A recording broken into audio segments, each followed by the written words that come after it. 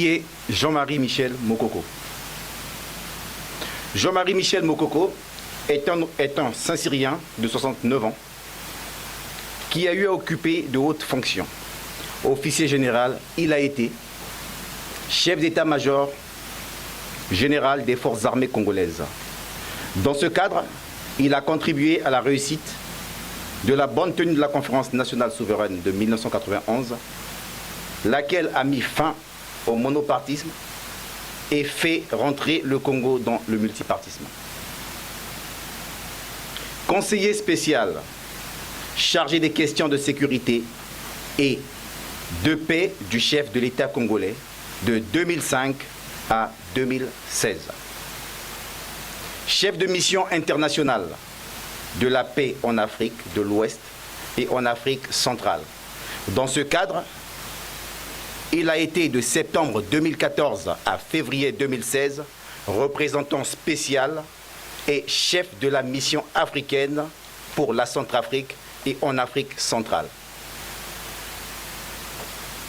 En février 2016, il a décidé d'interrompre sa brillante carrière internationale et de renoncer au poste de conseiller du chef de l'État pour se mettre au service de la nation.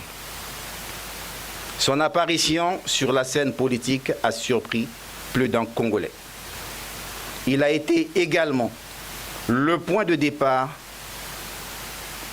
de ces démêlés avec le pouvoir et la justice congolaise. Présenté devant le procureur de la République 2 jours plus tard, il sera écroué à la maison d'arrêt de Brazzaville le 16 juin 2016. Ainsi, son statut de prisonnier politique ne fait l'ombre d'aucun doute. La présente communication retrace les différents épisodes qui ont procédé son incarcération pour montrer que son seul délit est celui de s'être engagé dans le combat politique de façon pacifique et aux côtés du peuple congolais qui réclame la justice et démocratie. Ce peuple qui a commencé à payer le prix fort après son refus de violation de la Constitution en octobre 2015 et a appelé le général Mokoko à la rescousse pour qu'il vienne se joindre aux fils et filles du Congo déjà mobilisés pour cette cause. Position sur le changement de constitution pour briguer un 3e mandat. Représentant spécial de la Commission de l'Union africaine, il a ainsi donné un point de vue négatif sur un éventuel changement de constitution, ce qui a été très mal pris par le président de la République qui a exercé des premières représailles en ordonnant le retrait à Bangui de la garde du général Jean-Marie Michel Mokoko, constitué par les éléments du contingent congolais dans un pays en insécurité. Ceci après l'apparition de son interview. Mais le Congo avait oublié que l'Union africaine est composée de 54 États et ces éléments ont été immédiatement remplacés. La tentative d'assassinat. Lorsque le général Jean-Marie Michel Mokoko débarque le 9 février 2016 à 19 h à Maya-Maya, il est victime d'une agression caractérisée par le jet de gros cailloux sur son véhicule, l'usage des gaz lacrymogènes, le tabassage des usagers de l'aéroport et des journalistes, des membres de la direction de son équipe et de la famille venue l'accueillir. Par la suite, il sera informé de ce que l'aéroport avait été bouclé dès 16 h et que l'on avait procédé à l'évacuation des usagers de l'aéroport pour les cantonner au parking. En réalité, cette agression avait été bien préméditée. Le 22 mars 2016, le président de la Commission d'organisation nationale des élections a donné deux tendances qui faisaient apparaître le candidat Denis Sassou Nguesso. était élu dès le premier tour avec plus de 60%.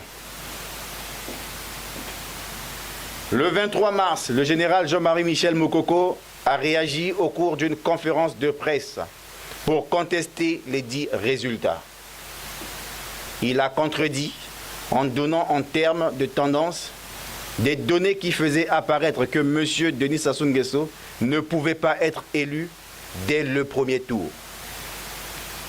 C'est tard dans la nuit, à 2h30, le 24 mars, que le ministre de l'Intérieur communiquera à la télévision nationale congolaise les résultats provisoires et partiels de la dite élection. Partiels parce qu'ils ne comprennent pas les résultats de Bunji, de Mugundu Sud et de Louvakou. Ces résultats déclarent Denis Sassou Nguesso, élu à 60,39%. De son côté, l'opposition congolaise, par l'entremise de la commission technique électorale, a déclaré qu'après le dépouillement de 80% des procès-verbaux,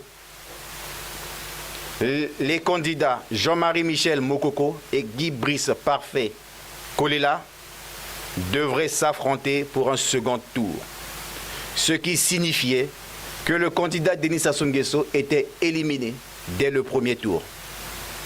Cette dernière tendance a été confirmée par la cellule technique de la CODEHA, structure au nom de laquelle Guy Brice Parfait Kolela était le candidat. Les résultats définitifs ont été publiés le 4 avril 2016 dans la soirée par la Cour constitutionnelle sur fond de terreur, de psychose au sein de la population, entretenu par une attaque que le pouvoir a attribuée aux ninjas du pasteur Toumi, faisant plusieurs morts, des centaines de blessés et de milliers de déplacés. Malgré les appels de la communauté internationale pour mettre fin à cette situation, le département du Poul est jusqu'à ce jour en état d'insécurité et de siège. Contexte après la proclamation des résultats. Peu après la proclamation des résultats provisoires, le général Jean-Marie Michel Moukoko avait été quasiment placé en résidence surveillée sans notification et sa garde lui avait été retirée. Il n'était resté qu'avec son cuisinier. Aucune visite ne lui était autorisée selon le principe de pas d'entrée, pas de sortie. Il a subi un traitement hors de décence humaine, illustré par le fait que même la Croix-Rouge internationale, contactée depuis Genève, n'a pas pu obtenir l'autorisation de le visiter pour s'enquérir de son état de santé. Il en était de même pour toute personne de bonne volonté qui voulait lui venir en aide. Pendant cette période, le général Jean-Marie Michel Moukoko a subi plusieurs pressions de la part du pouvoir.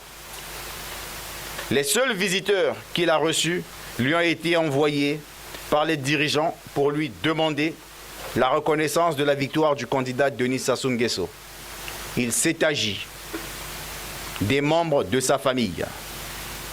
Dans ce cadre, le pouvoir avait pris des dispositions pour qu'il fasse une déclaration de reconnaissance des résultats le 26 avril.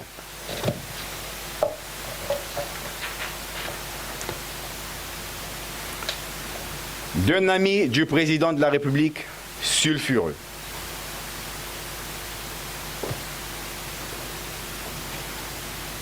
De l'ambassadeur sortant de France, le général Jean-Marie Michel Moukoko s'était sacrifié des valeurs d'éthique que de reconnaître que tout le monde a qualifié de forfaiture. Devant son attitude, il a été interdit pendant plusieurs semaines d'approvisionnement en médicaments et en denrées alimentaires.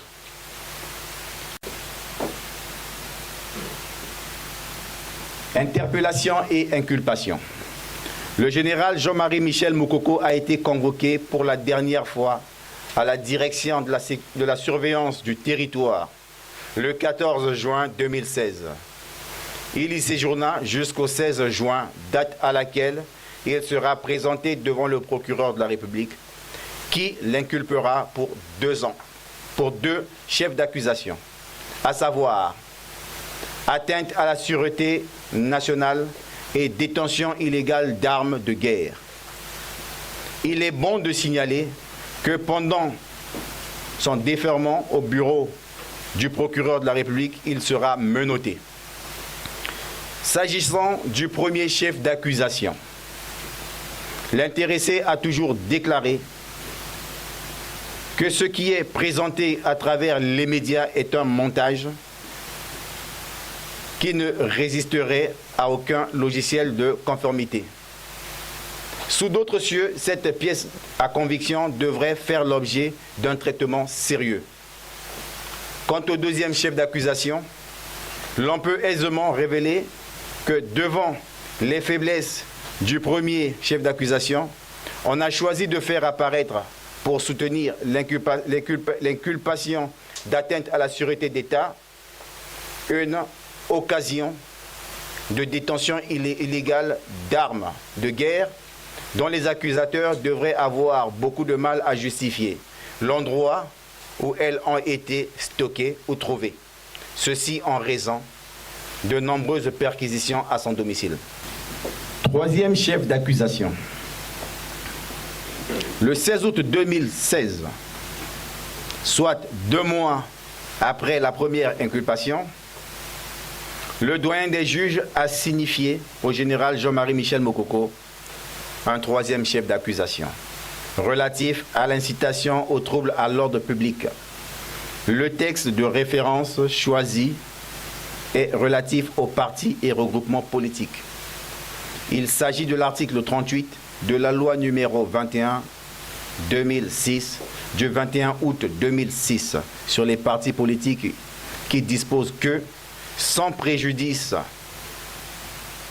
des autres dispositions en vigueur, tout dirigeant ou membre de parti qui, par ses écrits, déclarations publiques, démarches, incite au trouble à l'ordre public et cherche à s'emparer du pouvoir d'État de manière illégale, encourt la peine de 2 à 5 ans d'emprisonnement et une amende de 2 millions à 5 millions de francs CFA, sans préjudice du parti concerné. Dans ce cadre, il est bon de révéler avec force que le général Jean-Marie Michel Moukoko était candidat indépendant, sans parti. Ayant été absent du pays, compte tenu de son statut et pour n'avoir démissionné de ses postes qu'en février 2016, il n'a pas eu beaucoup de contact avec son électorat, qui a fait preuve d'un engouement certain à son égard, dans la mesure où il n'a eu en tout et pour tout que 7 jours pour se lancer dans la campagne. Tout au long de sa campagne, il n'a ménagé aucun effort pour appeler tous les Congolais à la tolérance, à l'acceptation du droit à la différence, à la concorde et à l'unité nationale. Il a toujours demandé aux Congolais, reconnaissant la réalité des élections en Afrique en général et au Congo en particulier, d'être vigilants. Le général Jean-Marie Michel Moukoko n'a jamais lancé un appel à la violence.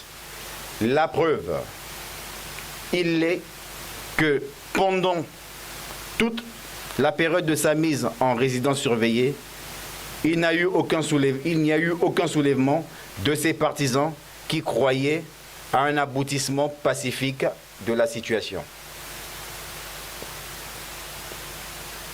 Conclusion. Tout ce qui précède montre à suffisance que Jean-Marie Michel Moukoko est un cadre qui a été très bien apprécié partout où il a travaillé. Comme la centaine de Congolais incarcérés, depuis près d'1 an, le sort de Jean-Marie Michel Moukoko soulève l'indignation et l'incompréhension de la communauté internationale, même si les représentants des Nations Unies feignent l'indifférence. Le dévouement et l'abnégation de cet homme suscite l'admiration des Congolais et de tous les Africains épris de paix, et ceux qui n'ont de cesse de promouvoir l'avènement de la démocratie sur ce continent. La libération des prisonniers politiques sans condition et sans exception est la condition sine qua non de la tenue du dialogue national inclusif que nous appelons de toutes nos forces. Cette rencontre, destinée à trouver des solutions appropriées à la crise qui mine le Congo aujourd'hui, devra se faire sous l'égide de la communauté internationale. Du haut de cette tribune de la première université du mouvement unitaire pour la République, nous réitérons notre soutien à toutes les victimes du délit d'opinion au Congo et au général Mokoko, qui du fond de sa cellule donne au peuple congolais une leçon de courage face à l'injustice et une source d'espoir. Il nous faut espérer que malgré les fausses apparences, l'arrogance, ingérence des pyromanes de Brazzaville, qui jouent aux pompiers dans les crises d'ailleurs, la crise congolaise n'est ni contenue ni résolue. Il nous rassure que jamais il ne pliera, jamais il ne trahira notre noble cause. Et alors nous réaffirmons à qui veut l'entendre que jamais les Congolais, en homme libre, ne se résigneront à l'humiliation et à la soumission d'un clan. Car la servitude est la situation la plus méprisable de la condition humaine. C'est une entorse gravissime au plus élémentaire des droits de l'homme. Nous continuerons à résister jusqu'à la libération des prisonniers de J3M et du Congo. Je vous remercie.